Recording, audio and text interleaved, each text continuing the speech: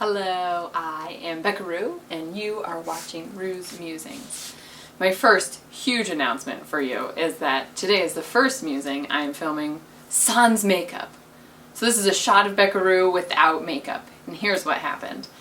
I was teaching at Waterless this past weekend, and Christian Murdoch, he's a great photographer from the Gazette. He shot a video of me after my class, and I didn't have makeup on, and while I didn't know he was going to do that, I was like, well, I would have worn makeup. And it turned out, guys, you're going to be shocked.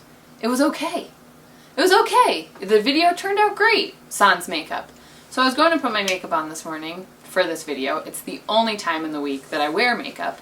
And then I was just like, you know what? I kind of don't feel like it. I'm going to represent myself au naturel today.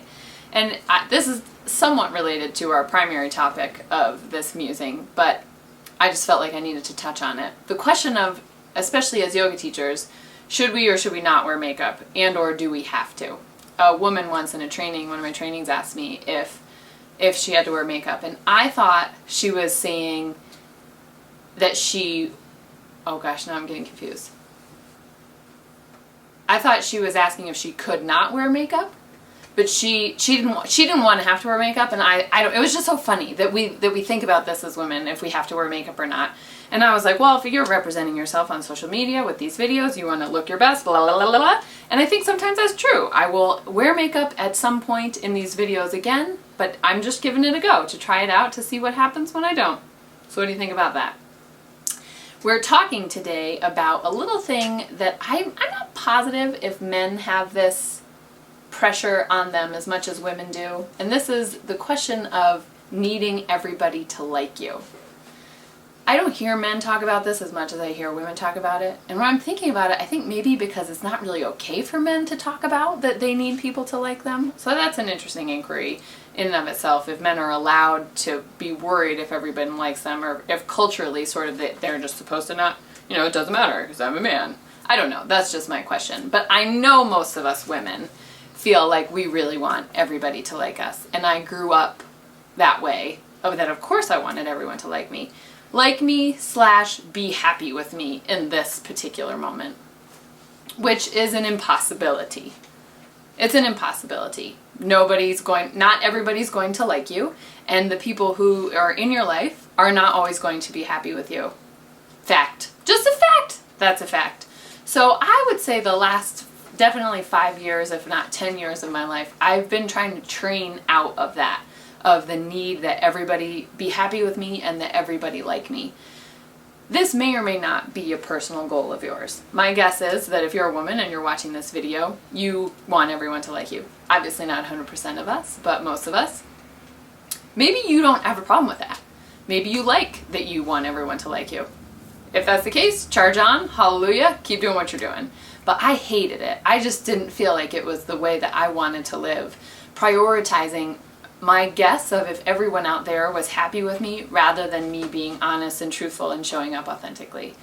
So I decided I don't want to live that way anymore. And part of it is practicing inside the moment of when someone does get upset with you, or when you do find out that people don't like you.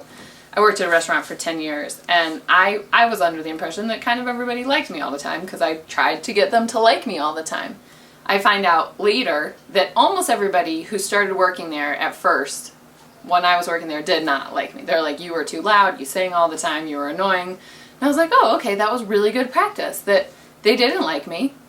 They ended up liking me later. Some of them I'm sure don't. But we practice in the moment when someone is upset with you, when someone is irritated with you, when someone is mad at you, or you find out that someone doesn't like you. Rarely do we say that to each other. Wouldn't that be cool if we did? I don't really like you that much. I think that'd be great. So honest.